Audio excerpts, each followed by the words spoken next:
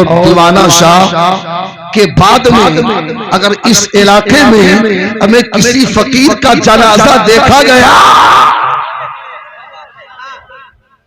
तो कोई और नहीं, इसी इलाके में वो रास्ते भी मैंने देखे जहां कांटे भी हैं, पत्थर भी हैं, चश्मे भी हैं, पगडंडी भी है, रास्ता भी नहीं है। ऐसे रास्ते से बाबा साहब सफर करके इस इलाके को सैराब कराया। आपने जाना कि क्यों वो पैदल सफर किया करते थे? हमें इस इलाके की आपको ड्यूटी दी गई थी, इस इलाके की ड्यूटी दी गई थी। अब वो शख्सियत जो सबको जामे मोहब्बत शराबे मोहब्बत पिलाकर अब आराम करने लगे हैं, उस शख्सियत का नाम हजरत शौकत अली शाह उर्फ हरियर बाबा है। क्यों हरियर बाबा? तो हम और आपने पहले जब साहब आए तो हरी पगड़ी बांधते थे, है ना? तो बचपन में हमने देखा था। तो हरियर बाबा तो हमें ये आज देख लिए हरा भरा दरबार उन्हीं का नजर आ रहा है। ऐसा लगता है कि हमें किसी धारा के एक छोटे से गांव में नहीं, जन्नत की बागों में बैठे हैं। मुझे कहने की इजाजत दो, तवज्जो, ताजुद्दीन औलिया ताजुद्दीन बाबा रहमतुल्लाहि ताला अलैह के एक मुरीद जिनका मज़ार उनके कदमों की तरफ है, हजरत सरवर बाबा रहमतुल्लाहि ताला अलैह। मैंने बताया था आपको कि ये सरवर बाबा है, आपके जमाने के शायर हैं। वो लिखते हैं, मैंने जो जुमला कहा कि धारा के किसी खित्ते में नहीं बल्कि जन्नत की बागों में बैठे हो, जन्नत के उन बागात में बैठे हो। सरवर बाबा कहते हैं अल्लाह वालों का दरबार आम नहीं बल्कि खास होकर के खुदा का दरबार बन जाता। उनका दीदार जाहिर में हुआ करता है, बातिन में खुदा का दीदार हुआ करता है। तो किसी को शक हो तो मैं उसकी गारंटी नहीं ले सकता। दिल को थाम कर सुन लेना, हमें शक करने वालों, तुम्हारा हश्र बुरा होने वाला है। मोहब्बत वाले बन जाओ, मोहब्बत करने वाले बन जाओ, बेड़ा पार हो जाएगा। सुभान अल्लाह। किसी को शक हो मैं उसकी गारंटी नहीं लेता। बाबा शौकत अली शाह फकीर थे, फकीर है। सुभान अल्लाह। कयामत के रोज फकीराना लिबास में उठाए जाएंगे।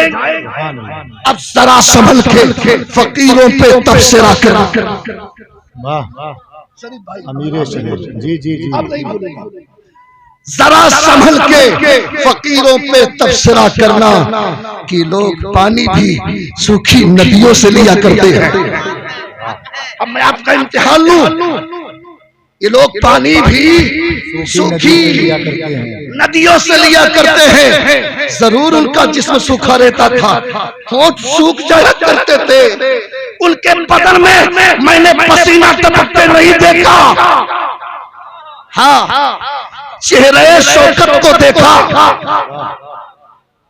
कि साल भर बरहों महीने रोजा रखने के बाद हमें चेहरा गुलाब की तरह, चेहरा कभी चमेली की तरह, कभी चंपा की तरह।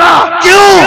कि जो अल्लाह के लिए अपने आप को वक्फ कर देता है, अल्लाह जमीन से उठाता है, आसमान में बुलंद कर देता है। सुभान अल्लाह, सुभान अल्लाह। नारे तकबीर, नारे तकबीर, नारे रिसालत, नारे रिसालत।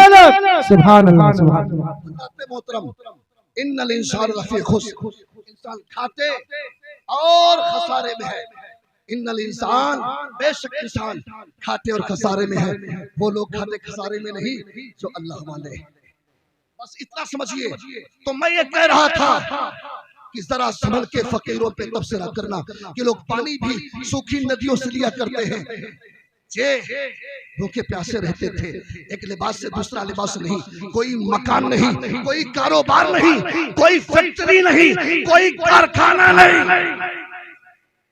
जब कोई सवाल कर देता बाबा मस्जिद बनाना है, बाबा यहाँ मस्जिद बनाना है। बाबा की कोई फैक्ट्री नहीं, कोई कारखाना नहीं, कोई तिजारत नहीं, एक कपड़े से दूसरा कपड़ा नहीं। हमें इसी को तो असली फकीर कहते हैं। सुभान अल्लाह, सुभान अल्लाह। बाबा कहते थे भैया जाओ एक तरफ गिट्टी 10,000 20,000 ईंट सुभान अल्लाह, सरिया लगेगी, मेरी तरफ से मजदूरी का इंतजाम कर लेना। सुभान अल्लाह, सुभान ये है अल्लाह वाले। आपको शक है? अगर शक नहीं हाथ उठाए, हाँ रख लीजिए। अब आपको मैंने फंसा लिया। अगर बाबा कोई कारखाना नहीं रखते थे, कोई फैक्ट्री नहीं रखते थे, कोई कारोबार नहीं रखते थे, इलाके में मेरे जानिश्ता में कम से कम 20 मस्जिदों तामीर कराई। सुभान अल्लाह। कितने लोग हैं कि बाबा ने अल्लाह का घर बनाया तेरे लिए इबादत करने को, सुभान अल्लाह। हम सबको सर झुकाने के लिए, अल्लाह की इबादत के